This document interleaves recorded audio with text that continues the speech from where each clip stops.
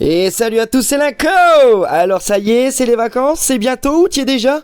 Alors certains ont un petit peu peur de laisser leurs fourmis. Laissez-moi vous donner quelques petits conseils pour les laisser tranquilles, parce que nous aussi on a mérité un peu de repos. Alors on va les laisser se débrouiller pendant une semaine, voire deux, voire trois pour les plus chanceux d'entre vous. Et maintenant on va regarder 5 petites astuces pour passer de bonnes vacances pour vous et pour nous. Alors tout d'abord, pour les laisser tranquilles, je vais vous parler de l'avant-vacances. Alors on va essayer de les engraisser au maximum avant de partir en vacances. Donc une semaine voire deux avant de partir, n'hésite pas à leur donner des blattes en quantité suffisante. Alors moi c'est des blattes, si tu as autre chose en protéines, n'hésite pas, double les quantités que tu donnes par rapport à d'habitude.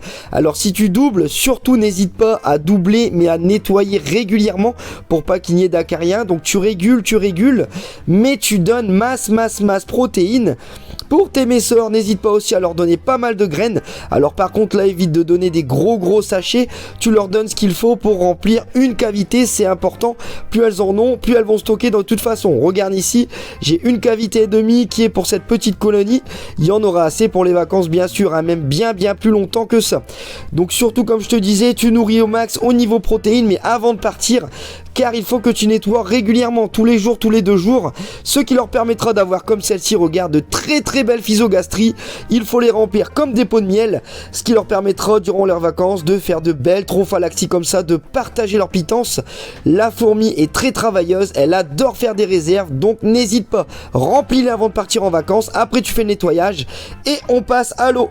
L'eau c'est la vie, n'hésite pas à leur donner des abreuvoirs géants. Tu mets des abreuvoirs doubles, si t'en as pas, tu mets 2 abreuvoirs. Il y a de toute taille, tout est possible. Alors tu leur donnes des petits, des grands, le tout c'est que ça remplisse la DC. L'eau c'est très important, c'est le plus vital par rapport à la nourriture. Il faut que tout le monde s'hydrate. Si tu n'as pas de quoi stocker, si tu as des ADC qui sont pas assez hautes, regarde, tu prends un tube à essai, tout simplement, tu le remplis d'eau à fond, tu remplis et tu mets un petit coton. Le coton tu l'enfonces pour bien sentir l'eau gicler. Tu les sors un tout petit peu, voilà, tu le retournes et te voilà avec un abreuvoir rempli énorme. Elles vont venir y goûter et là ce sera super. Alors pour info, pose-le pas à plat, il faut qu'il soit un tout petit peu déclive, voilà, pour que le coton soit totalement humide en continu. Et là tes petites fourmis vont se régaler, elles auront de l'eau à foison fraîche durant ces semaines qui seront peut-être chaudes pour elles. Donc n'hésite pas avec l'eau, surtout c'est le plus important. Niveau on continue aussi, c'est avec l'humidité. Si tu as des nids avec des fourmis qui demandent de l'humidité, remplis-les au maximum juste avant de partir. Quand je te dis au max, moi je remplis à fond. J'attends que le béton a absorbé la totalité et je remplis une deuxième fois, voire une troisième fois. Les nids avec de la mousse, pareil, tu les remplis à fond. Alors tu vas me dire parfois, certaines ne demandent pas d'humidité, là bien sûr tu n'en mets pas. Mais si elles demandent de l'humidité, même un petit peu, n'hésite pas à surhumidifier. Si c'est surhumide, c'est pas grave, elles vont sortir plus loin, voire aller dans la DC, ça c'est pas grave. Par contre, si c'est sous-humide, le couvain va sécher, les œufs vont sécher, les larves vont sécher et c'est la mort pour tout le monde. Tu humidifies aussi, bien sûr, comme je t'ai montré, les petits terras et c'est parti pour la nourriture du jour J. Alors le jour J, si tu as des coupeuses de feuilles, et ben t'y vas, hein, tu prends des feuilles de vigne, elles adorent ça chez moi, des belles roses, tu remplis tout le monde. Au niveau des fourmis standards, tu leur mets de la gelai. Ça c'est génial, ça remplace le liquide sucré et ça tiendra bien plus longtemps. Pour info, la gelai, ne la mets pas en petits morceaux, laisse-la entière. Tu auras peut-être du gâchis, mais au moins elle est en plus grosse quantité, donc elle gardera plus d'humidité, se déséchera moins vite et permettra de nourrir tes fourmis pendant plus longtemps. On évite de faire sortir les fourmis bien sûr avant de partir en vacances. On vérifie que tout est bien fermé, qu'il n'y ait pas d'interstice pour pas te retrouver avec des fourmis partout en rentrant de vacances. Voilà, ça c'est génial. Si tu as des gelai d'ailleurs protéinés, n'hésite pas, ça c'est vraiment le top du top, étant donné que je t'ai dit d'éviter les blattes, tout ça qui vont rester pendant 15 jours.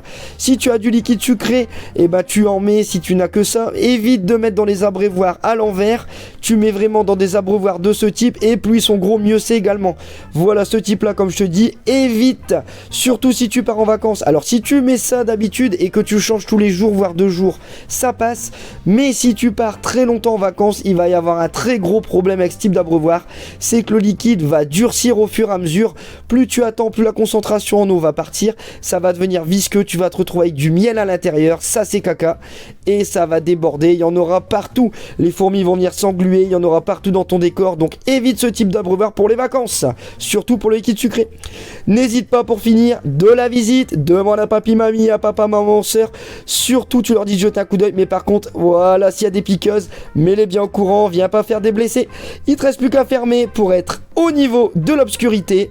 Prends tes clés de bagnole, tes tongs et ta crème solaire. Toi aussi t'en as profité, à ton tour de siroter des petits cocktails bien sucrés au soleil. C'est la farniente, de bonnes vacances à vous. N'hésitez pas dans les commentaires à mettre vos astuces aussi, je répondrai à tout le monde également. N'hésitez pas, c'est le partage. Les vacances, on en profite, c'est vraiment ce qu'il y a de mieux. Allez, sur les dernières images, je vous souhaite à tous une bonne fin de journée et n'oubliez pas, abonne-toi.